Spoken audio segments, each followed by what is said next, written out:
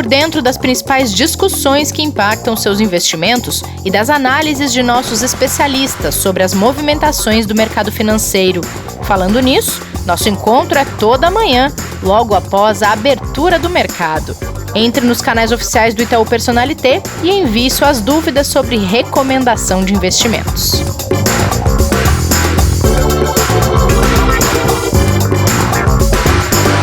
Olá, sextou no Investidor em Foco.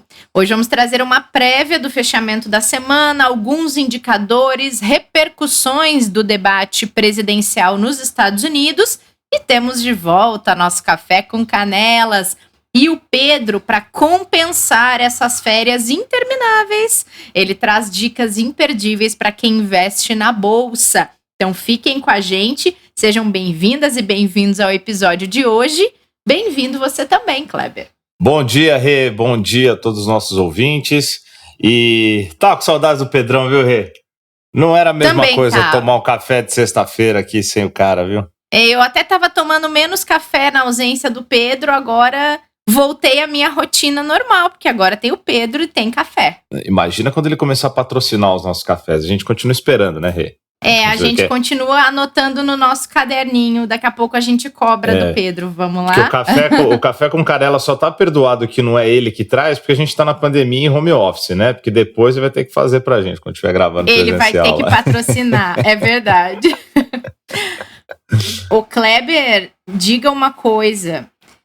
A pergunta que não quer calar desta sexta-feira.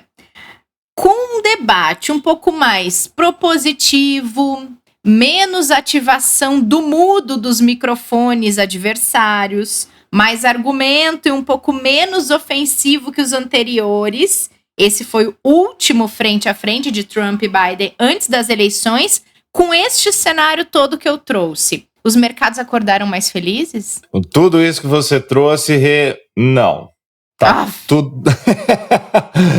Eles querem pancadaria, é isso? Na verdade, não. Eu acho que o mercado queria mais, né? Esperava um pouco mais, porque realmente, se a gente comparar esse segundo debate, né, direto ali, né, porque o que teve no meio não foi de fato um debate, né, com relação ao primeiro, já teve uma evolução, foi muito melhor. Só que não teve revelações realmente que chamassem atenção, como os próprios analistas nos Estados Unidos disseram, não teve momentos memoráveis dos candidatos, né, onde você olha e fala, bom, realmente aqui eu tenho um espelho de liderança para a maior economia do mundo, né, para o país mais forte, né, considerado por muitos, né, que a gente tem no globo hoje, e o confronto acabou não dando o que as pessoas esperam, que é talvez uma virada nas pesquisas eleitorais, na corrida eleitoral. Sim. Nem para aumento da diferença que o Biden já tinha conseguido conquistar, e nem também para o Trump conseguir reduzir essa diferença. Basicamente, o que esses analistas colocam ali depois dos debates, né, eles tentam acompanhar o seguinte: se foi possível, mediante o que eles apresentaram, que eles conseguissem retirar votos do outro candidato ou também conquistar votos de indecisos, né? E é como se tivesse sido muito morno, né? Foi tão... Faltou um fato relevante.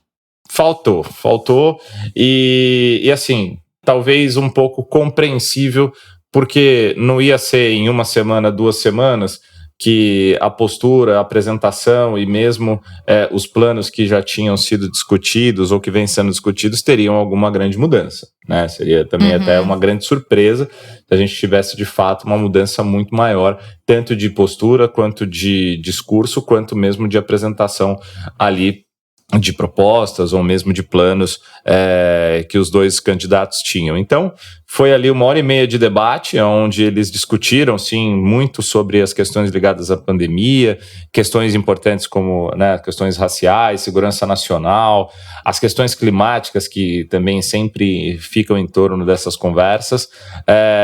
E só que daí a gente volta para o ponto. Os mesmos que foram discutidos no primeiro debate. Tipo, não mudou muito a temática, né?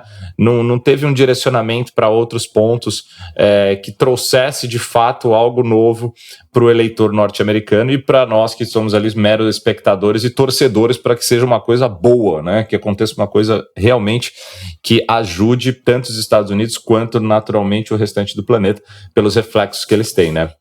Vamos ver como é que vão ser as próximas semanas aí até as eleições agora no dia 3. E por enquanto, quando eu falei que não aparentemente nada, os mercados estão bem tranquilos, subindo um pouco hoje, depois também de uma alta leve ontem que a gente teve nos Estados Unidos, e a expectativa ainda da aprovação do pacote de estímulos, que esse sim continua no radar muito forte ali dos investidores norte-americanos. Muito bom. Bom, por aqui, nessa sexta-feira, a gente teve 2 indicadores muito importantes para a economia e que vieram cada um para um lado bem oposto. A confiança do consumidor caiu e o IPCA 15 subiu. O que isso mostra diante desse cenário todo que a gente está aqui, Kleber, de tentativa de recuperação? Vamos falar primeiro aqui do IPCA 15, Rê. É uma alta que surpreendeu um pouco, porque ela veio, pra você ter uma ideia, né, a expectativa ali era de 0,83, né, nas estimativas aí, principalmente das casas de análise juntos, né, os economistas de mercado, e ela veio um pouco acima então com 0,94. O que chama mais atenção é que a gente vem de um período de inflação muito baixa, muito comportada, né, como os economistas gostam de dizer, que dá conforto e colchão para a política monetária atual que o Banco Central vem adotando, junto com a equipe econômica. E quando a gente olha para esse indicador, a gente vê o maior para o mês de outubro desde 1995. Né? E a gente vem falando bastante de inflação aqui, né, das pressões que a gente tem ali para o IGPM, né, para o preço direto para o produtor, e quando a gente olha agora para o preço direto para o consumidor, a gente começa a ver esse reflexo. E lembra de um item que a gente falou bastante aqui, né, nas últimas conversas sobre inflação, que ficou famoso até na mídia, né, que foi o nosso querido arroz, né? No prato da dieta, né, diária de quase todo brasileiro, ele teve nesse período aí uma alta de 18,48%. Né? O tomate, que um dia já foi protagonista também da inflação, subiu 14%, e o leite 4,26%. Ou seja, elementos básicos da alimentação, né, principalmente da população de baixa renda, onde mostra que isso pode pesar muito no bolso do consumidor. Então, por enquanto, ele é um dado que no somatório da inflação continua confortável, mas já acende um sinal amarelo ali para a gente pensar o que pode acontecer com essa pressão inflacionária para os próximos meses e principalmente para 2021, que vai ser o ano tanto de recuperação de fato da atividade, quanto onde a gente não vai poder estourar teto de gastos. Talvez a gente não tenha mais nenhum tipo de auxílio emergencial para as pessoas poderem consumir, e a gente ainda tem todo um acúmulo, uma pressão também cambial sobre os insumos, que é isso que vem afetando bastante também a inflação, né? Será que o câmbio vai ceder para ajudar um pouquinho na inflação? Então isso pegou bastante, tá, Rê? E a gente tem a questão do consumidor, que você trouxe também, que essa chama atenção por alguns pontos, assim, e até trazer um pouco para as pessoas qual que é a importância disso, né? Acho que a gente já falou aqui, mas eu queria até ouvir de você, assim, a tua visão sobre a importância do índice de confiança do consumidor, Rê. Como jornalista, como que você olha isso? Eu já fiz bastante cobertura de coisas desse tipo, mas eu vejo isso, Kleber, como uma indicação do quanto as pessoas estão confortáveis com a situação e com a questão familiar de orçamento, de poder de compra, porque se o consumidor está se sentindo inseguro em relação ao que ele ganha, as possibilidades de aquilo ter mudanças drásticas e prejuízo para ele, e o quanto a família dele precisa para sobreviver, eu entendo que a confiança oscila mais ou menos aí. A pessoa está mais confiante devido ao que ela enxerga de cenário, de possibilidades para ela e sua família nos próximos meses, num horizonte de talvez um curto prazo, ou quanto aquele cenário, as medidas que estão sendo tomadas e o que ela está consumindo de informação está deixando ela mais insegura em relação a possíveis soluções daquele cenário que deixa ela naquele momento desconfortável. Acho que é mais ou menos por aí. Tô certa ou tirei 0 na prova? Eu só vou dar os números agora, que você já explicou tudo. Ah, então tá, Isso que aí, bom, obrigada. Gente, precisando, pode chamar nas redes sociais. E não foi combinado, tá, pessoal? Essa não foi mesmo. Porque é isso mesmo, e a ideia é que as pessoas tenham essa consciência e essa percepção que você trouxe, tá? Porque o índice de confiança, quando ele realmente está muito baixo, você provavelmente vai ter um problema ainda maior. Ele dá um indicador de que você pode ter um problema ainda maior na sua economia, né? O número, ele não foi tão ruim, só que ele mostra que as pessoas voltam a se preocupar. Tá? Quando a gente olha para pontuação, né? Por exemplo, o indicador que mede a satisfação hoje dos consumidores com a economia como um todo se acomodou. Tipo, ela não teve praticamente nenhuma variação no mês de outubro. E ela diminuiu em relação ao que você falou também sobre finanças familiares. Caiu um pouquinho. Né? As pessoas estão menos confiantes em relação à sua renda, né? Em relação ao que elas vai poder comprar, o que ela vai poder consumir.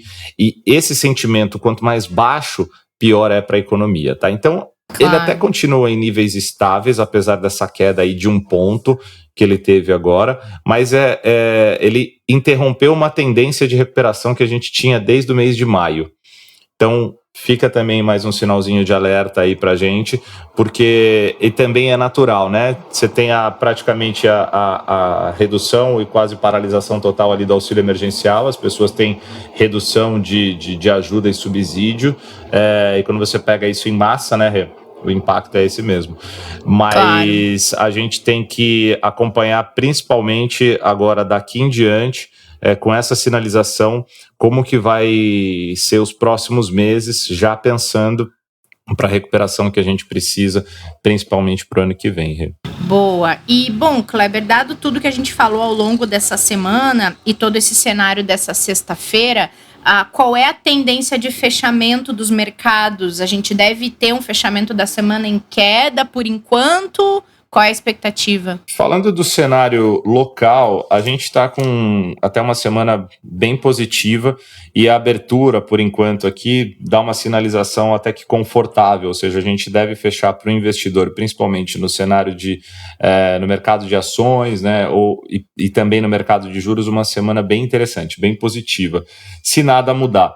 Quando a gente diz se nada mudar, se ao longo do dia a gente não tiver alguma notícia ruim ou negativa aí que possa atrapalhar, porque a gente vê, por enquanto, o índice local aqui muito perto da estabilidade do que fechou ontem. O Ibovespa voltou para cima de 101 mil pontos, né? Lembrando que os analistas gráficos colocavam os 101 mil como uma barreira bem importante, que se ele superasse, ele teria a possibilidade de abrir uma nova tendência de alta, assim como também para os índices norte-americanos, que estão sofrendo um pouco mais essa semana por causa dessa variação e essa volatilidade causada pela não aprovação do pacote de estímulos, tá? Mas a sinalização para essa sexta-feira, ela é positiva, a gente deve ter um dia um pouco mais tranquilo, se nenhuma nova notícia sair, e a gente só não está numa posição melhor hoje aqui, provavelmente por causa desse reflexo da inflação que preocupa um pouquinho, e lembrando que a gente tem já na semana que vem a decisão de política monetária do Copom, né, aonde o investidor também agora fala, bom, será que isso pode influenciar e mudar aquilo que o Copom direcionou para a semana que vem? Provavelmente não, né? A gente não deve ter mudança daquilo que já era esperado pelo mercado, que é de manutenção dos juros, mas o investidor começa a olhar com um pouquinho mais de cautela, mas a semana vamos torcer que feche de forma positiva aí como ela está acumulada até agora. Perfeito! Tá na hora do Pedrinho, Kleber. 3 meses depois, essas férias intermináveis. Eu quero ver se vai vir dica de ouro para compensar tanto tempo longe da gente, Pedrinho. A gente tava com saudades. Tá tão emocionado que não saiu do mudo. Eu acho também. Pedrinho tá falando no mudo. Alô? Tô muito desacostumado, não foram 3 meses, mas foram 2 semanas de muito descanso e muito relaxamento para voltar zen. Tava longe do Skype, do Zoom, nem sabe mais operar. E aí, meus queridos, tudo bem? Estava com muitas saudades. Nós também. Bom dia, Pedrão. Pô, que bom que você voltou. Tá renovado, né, cara? Renovado. Férias é maravilhoso. A gente só vê a importância delas depois que sai e relaxa, né? A gente fica numa adrenalina tão grande no dia a dia que acaba nem percebendo que o quão bom tirar o pé do acelerador e dar uma relaxada, né? Que gostoso, cara. Muito Mas bom. estamos de volta. Bem-vindo. Valeu, Rê. E hoje a temática é super especial, Rê. Pois é. Não é um investimento em específico, já adianto, não é uma dica específica. É uma grande mudança que aconteceu aqui no mercado brasileiro e abre possibilidades muito bacanas para os investidores, que são as BDRs. Você sabe o que é uma BDR, Rê? Eu sei. Mas eu quero que você explique muito bem, porque a gente nunca falou em BDR aqui no podcast. Então, além da sua dica de ouro, a gente pode dar aí uma passada rápida no que é o investimento, para que ele serve, para quem ele serve, né, Pedro? Porque mudou também isso. Quem pode acessar BDRs agora são réis mortais, não é mesmo? Exatamente. A BDR nada mais é do que um título que representa uma ação estrangeira. Então vamos imaginar a Nike. Antigamente, os nossos investidores não tinham acesso à Nike, porque a Nike não era uma empresa brasileira que negociada na Bolsa, e para o investidor brasileiro investir na Nike, ele tinha que abrir uma conta no exterior para ter acesso à ação da Nike, e tem toda uma questão tributária lá nos Estados Unidos que é complexa, que é diferente da brasileira. Então o investidor tinha que fazer tributação no Brasil, tributação nos Estados Unidos, fazer remessa de dinheiro para os Estados Unidos. As remessas, para quem já fez para o exterior, são caras, são burocráticas. Então, as BDRs são um grande avanço aqui para o investidor. Ela, na verdade, ela representa essa ação estrangeira aqui no mercado brasileiro. Ela não é a ação em específico, né? Mas o custodiante, que é o responsável por fazer isso, ele bloqueia essa ação lá fora. Então, quando a pessoa compra a BDR aqui no Brasil da Nike, por exemplo, esse custodiante, essa empresa, ela já bloqueia a ação da Nike nos Estados Unidos e deixa ela ali separada, porque ela representa, ela está vinculada a esse título que o investidor local aqui no Brasil acabou adquirindo. Então, as BDRs, elas nada mais do que isso, elas representam as empresas estrangeiras aqui na Bolsa. Isso abriu, são mais de 600, isso abriu um leque para o investidor local enorme, porque ele pode agora investir na Amazon, na Nike, no McDonald's, no Alibaba, todas as grandes empresas globais aqui, praticamente ele abre o acesso. Para você ter ideia, antigamente o investidor brasileiro, quando você soma as ações do Ibovespa, dava 0,7% só do tamanho do mercado de ações global. Então antes o nosso investidor estava aqui restrito a 0,7% do mercado global, agora ele está abrindo espaço e já são mais de 600 e esse número deve avançar, mas ele já acessa agora um mercado muito maior, com possibilidades para diversificar a carteira dele, para buscar mercados que porventura naquele momento estejam melhor do que o nosso. A gente já vinha falando muito, né? E o investidor vinha encontrando, eram COIs de empresas gringas, a gente mesmo aqui já recomendou, né, do Facebook, da Netflix, um monte de investimento. Vinha surgindo muito fundo multimercado internacional, né, dessas assets americanas, europeias, japonesas, distribuindo no Brasil. E agora é mais um avanço do mercado. As BDRs já existiam aqui no mercado, não são muito antigas, mas já existiam. Mas a grande notícia foi que esse mês a CVM liberou elas para o investidor comum. Antes elas estavam restritas ao investidor qualificado, que é aquele que tem mais de R$1 milhão investido, né? E hoje ele abre essa possibilidade dos investidores comuns aqui, com qualquer recurso, fazer adquirir essas BDRs. Ela é negociada na Bolsa, aqui local, pelo home broker, igual o nosso investidor ia lá e comprava ação da Petrobras, do Itaú, do Bradesco, da Ambev. Agora ele vai entrar lá no site e vai conseguir comprar da Nike, de todas as empresas gringas. Então acho que é uma mudança muito bacana para o investidor, vai abrir muita possibilidade para o investidor. A gente ainda vê a parte de recomendação pobre para essas empresas, né? As corretoras locais, elas eram muito focadas nas empresas locais e cobrir uma empresa, para o investidor que está ouvindo a gente, e o Kleber que trabalha diretamente com isso, né? vai me entender.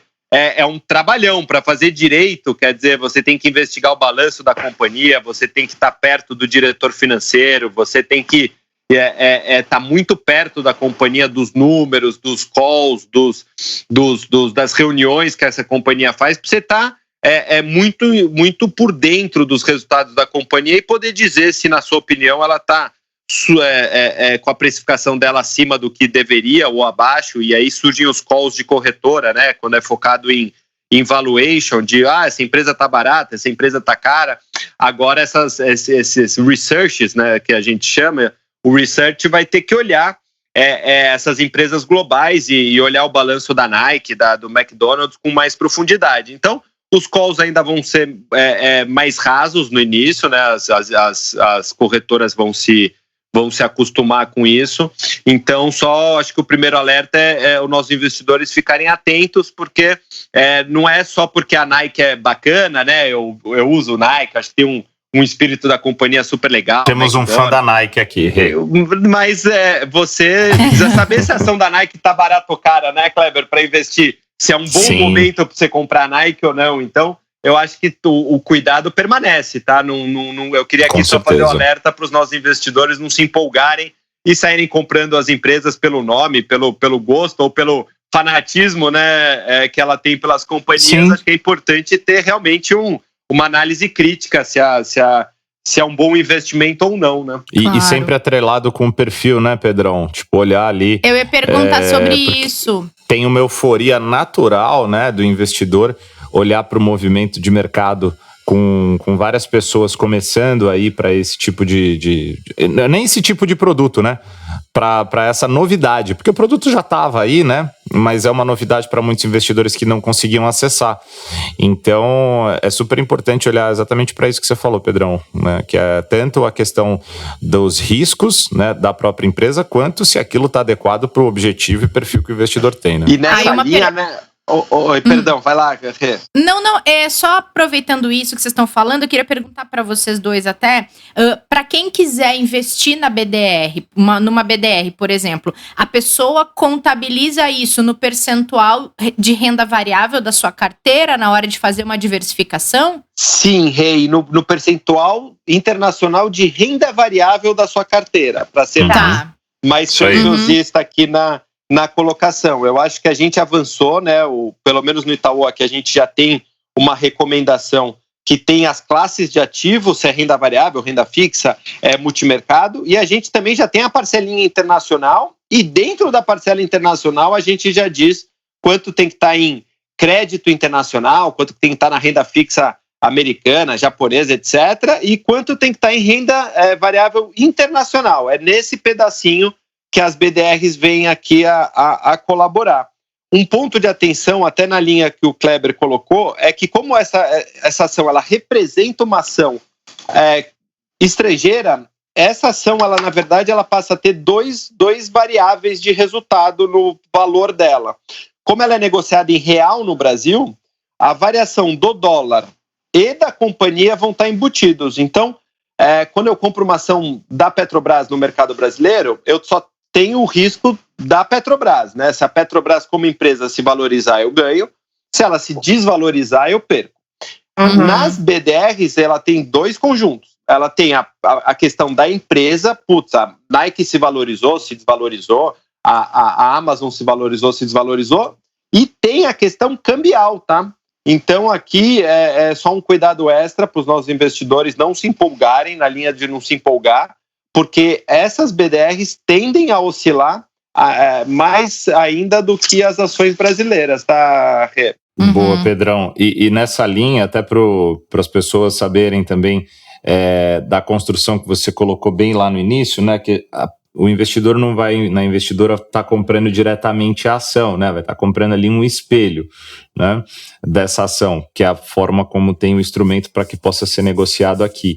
Então, eles têm aqui um custo também adicional, que é o custo da criação desse instrumento. Que por isso que o investidor sempre vai enxergar, a investidora, quando vê o BDR, nunca vai ser 100% a variação da própria ação lá de fora, né, Pedrão? Além da questão cambial, vamos dizer que o câmbio seja zero, não tenha nenhuma variação cambial. né, do momento que ele comprou para o momento que ele está olhando a ação. Mas ele sempre vai ter uma variação porque não é, de fato, 100% a ação, como se ele estivesse comprando diretamente lá fora. Né? Perfeito. E tem, assim, uma coisa bacana também, o investidor ganha todos os dividendos, todos os lucros que a companhia distribui nos Estados Unidos, mesmo sendo esse espelho que o Kleber comentou, né, esse título espelho aqui no Brasil, ele tem direito a todas as distribuições de resultado da empresa.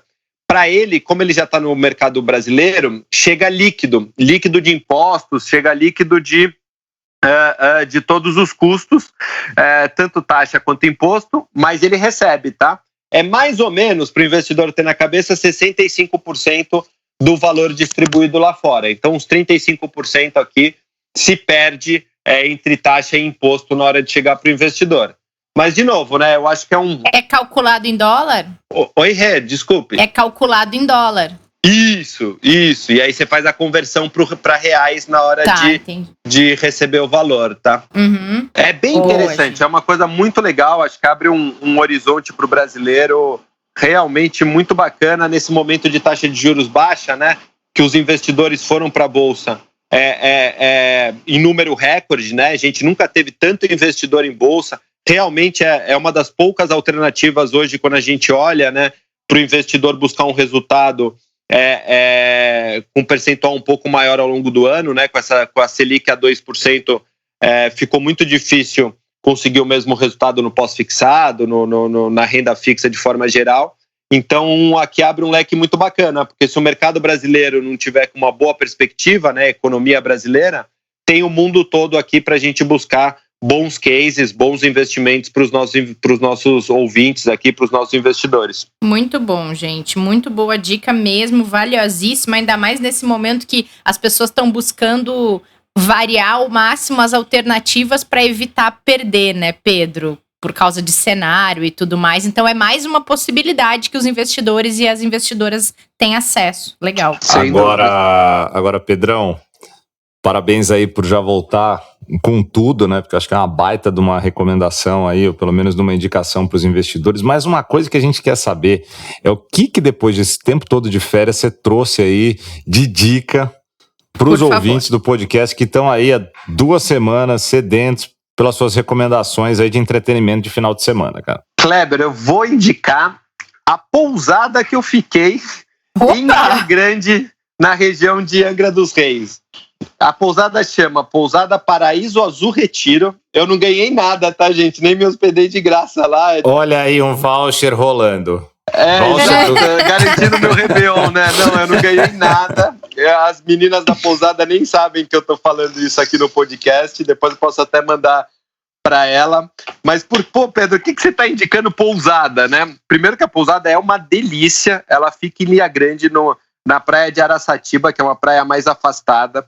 Uma pousada super gostosa para quem quer relaxar. Não tem TV, já aviso. Tem internet só no pico da montanha. No pico da montanha. É realmente para relaxar, para trocar energia. Eu acho que é um lugar maravilhoso. Ilha Grande, para quem não conhece, é um paraíso ali na região de Angra dos Reis. Então, a dica é maravilhosa para quem quer fazer turismo. Mas o porquê que eu estou indicando aqui no programa esta pousada? Porque esta pousada, o mais bacana dela, o que eu mais gostei, é que é uma cooperativa.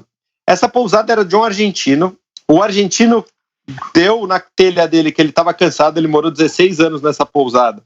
E ele quis voltar para a terra dele. E aí, quando ele avisou os funcionários da pousada disso, as cozinheiras, a gerente, todo mundo falou, caramba, mas a pousada é o nosso sustento, né?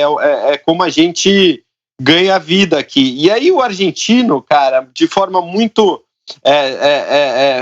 bacana, elas montaram uma cooperativa, ele arrendou, ele praticamente cedeu a pousada para os funcionários, os funcionários montaram uma cooperativa e hoje eles tocam isso e pagam um percentual dos lucros pro argentino. Que legal! É muito legal. Então, essa é uma cooperativa só de mulheres, eram as cozinheiras, a gerente, a turma que trabalhava na pousada. Eles se juntaram e é sobre isso que eu queria falar. é uma alternativa de negócio super bacana, cooperativismo, né? Elas dividem a responsabilidade da pousada, elas dividem a responsabilidade jurídica, né, de qualquer efeito que aconteça, elas dividem o lucro, elas dividem o lado da pousada. E o cooperativismo é fantástico, assim, eu não sei se vocês sabem, eu sou engenheiro agrônomo, né, então a minha formação é no agronegócio. Eu não sabia dessa. O agronegócio assim, o cooperativismo é pilar enorme do agronegócio. Mais de 50% do produto interno bruto do agronegócio passa por cooperativas e mais de 50% das pessoas envolvidas com o agronegócio também vivem relacionadas à cooperativa. Pode estar comprando de uma cooperativa, pode fazer parte de uma cooperativa e nada mais é do que uma associação, né? Você se junta para ganhar força. Sim. Então, você vai negociar crédito melhor. Imagina 3, 4 pessoas, essas meninas da pousada. Se elas fossem montar uma pousada, como que elas teriam crédito para isso, né? Como que elas teriam acesso a material? Ao fazer o cooperativismo, elas têm acesso a crédito mais fácil, elas têm mais punch para comprar de fornecedor por um preço mais barato. Isso você pode replicar para cozinheiras, pode replicar para empresas pequenas de materiais, de reuso de materiais. Enfim, eu acho que aqui a aplicação você Sem consegue, dúvida. A criatividade abre para costureiras comprarem maquinário. Legal. Qualquer tipo de atividade que você pense que em time você vai ser mais forte do que sozinho, a cooperativa é uma belíssima alternativa. Então acho que por isso que eu quis trazer aqui a pousada, que eu passei minhas férias. Além de ter sido uma delícia para ficar uma semana lá. E tem uma coisa muito legal na cooperativa, né, Pedro, que você mencionou, que é a questão da distribuição igual, tanto do benefício, que é o lucro, o reconhecimento, como também das responsabilidades. Então não é um sistema tão hierarquizado, né? As pessoas, elas acabam todas se sentindo de fato partes e donas daquilo ali, porque é o que realmente elas são, na hora boa e na hora ruim, né? Perfeito, Rhea. Você pode montar uma hierarquia, uma estrutura hierárquica ali dos funcionários da cooperativa, mas todos são cooperados e o resultado final da cooperativa, os lucros, etc., são distribuídos igualmente. Sim. Cada um tem a sua cota ali, o seu pedacinho, a sua ação da cooperativa, entre aspas, aqui, e o resultado é distribuído de forma absolutamente igualitária. Então é muito bacana esse tipo de negócio, de estrutura societária e acho que era bacana a gente não aqui no programa, né? Tem uma outra coisa muito legal que a gente, muitas vezes as pessoas discutem, né, o benefício ou o malefício dessa exposição toda virtual, tanto das pessoas como das empresas, a criação de perfil e viver num mundo virtual, se isso é bom, se isso é ruim, mas para empresas com esse formato, como as cooperativas, é muito legal porque elas passam a ter uma visibilidade que talvez elas não tivessem se não fosse a rede social, a mídia social, poder ter o seu perfil e não depender de gastar para ser exposto e para as pessoas te conhecerem, né? Então isso é uma coisa muito legal. Se a gente pesquisa hoje em plataformas como o Instagram, a gente vai ter acesso a várias cooperativas, vai poder comprar diretamente da cooperativa, sem intermediário, e ajudar no propósito da cooperativa, que é daquele trabalho dividido em parceria, cooperado, compartilhado, e o lucro ir direto para os caras. Isso também é muito legal, o que aconteceu com esse movimento todo da exposição que eles passaram a ter. E é tão gostoso, né, Rhea, assim, se você visse a simpatia, o jeito que todos os funcionários da pousada te tratam, porque é um negócio deles, né? Todos são donos, claro. Eles não são empregados, né? Então são participantes de fato, né? São participantes de fato. É muito, muito gostoso. Passou uns 3 dias, eu comentei com a minha noiva e aí depois que a gente descobriu, a gente falou, cara, tá explicado. É impressionante como todo mundo ali punha o coração no trabalho, porque era um negócio deles, né? Muito, muito bacana. Que legal. Excelente dica, Pedrão. E Rê, Você vê como é que é a vida, né? A gente às vezes atira no que vê, né? E acerta no que não vê, né? Nasceu o quadro Café com Canelas, eu não tinha a menor ideia que tínhamos um agrônomo aqui junto com a gente, quer dizer... Viu só? Além de tudo, tecnicamente ele é preparado ainda para a questão do agronegócio, né? Então, assim, o Café com Canelas não é à toa definitivamente, viu? Viu só? Não é à toa. Sucesso. Depois a gente pode contar sobre a fazenda de café, Kleber, em próximos episódios, mas eu já me aventurei no campo. Já empreendi no campo. Que legal. Muito bom.